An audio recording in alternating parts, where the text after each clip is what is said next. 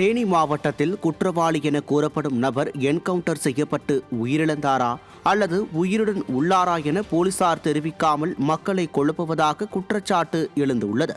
மதுரை மாவட்டம் கள்ளிப்பட்டியைச் சேர்ந்த காவலர் முத்துக்குமார் என்பவரை கடந்த 2 நாட்களுக்கு முன்பு கஞ்சா வழக்கில் சிறை சென்று ஜாமீனில் வெளியே வந்த தேனி மாவட்டத்தைச் சேர்ந்த பொன்வண்ணன் என்பவர் அவரது கூட்டாளிகளுடன் அரிவாளால் வெட்டி படுகொலை செய்துள்ளார்.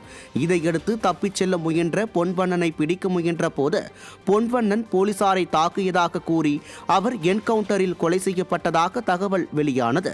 இந்நிலையில் மீண்டும் பொன்வண்ணன் காயங்களுடன் சிகிச்சை பெற்று வருவதாக தகவல் வெளியாகியுள்ளது. இதனால் பொன்வண்ணன் உயிரிழந்தாரா அல்லது உயிருடன் உள்ளாரா என மக்கள் குழப்பமடைந்துள்ளனர். திறனற்ற திமுக அரசின் காவல்துறை உரிய விளக்கம் அளிக்காமல் மக்களை குழப்புவதாகவும் இதுதான் திராவிட மாடல் ஆட்சியின் லட்சணமா எனவும் பொதுமக்கள் கேள்வி எழுப்பியுள்ளனர். கள்ளக்குறிச்சி மாவட்டம் திருக்கோவிலூரில் பொதுமக்களை மிரட்டும் தொனியில் திமுக அமைச்சர் பேசியது அதிர்ச்சியை ஏற்படுத்தியுள்ளது. திருக்கோவிலூரில் புதிய பேருந்து நிலையம் அமையவுள்ள இடத்தை திமுக அமைச்சர் பார்வையிட சென்றார். அப்போது பொதுமக்களின் கருத்தை கேட்டு பேருந்து நிலையத்திற்கான இடத்தை தேர்வு செய்யுமாறு பொதுமக்கள் வலியுறுத்தினர். அவர்களை மிரட்டும் தொனியில் பேசி எனக்கும் தெரியும் எல்லாம் என ஆணவமாக பதில் அளித்துள்ளார்.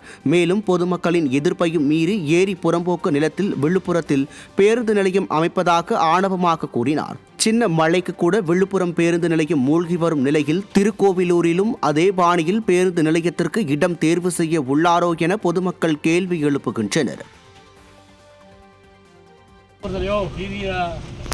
விழுப்புரத்தில் சொன்னா பஸ் ஸ்டாண்டே புது இடம் போகக்கூடாது, பழைய இடத்துல இருக்கணும். எனக்கும் தெரியும் எல்லாம். நானும் திருக்கோவிலூர்காரன் தான். விழுப்புரத்தில் சொன்னா பஸ் ஸ்டாண்டே புது இடம் போகக்கூடாது, பழைய இடத்துல இருக்கணும். எனக்கும் தெரியும் எல்லாம். நானும் திருக்கோவிலூர்காரன் தான்.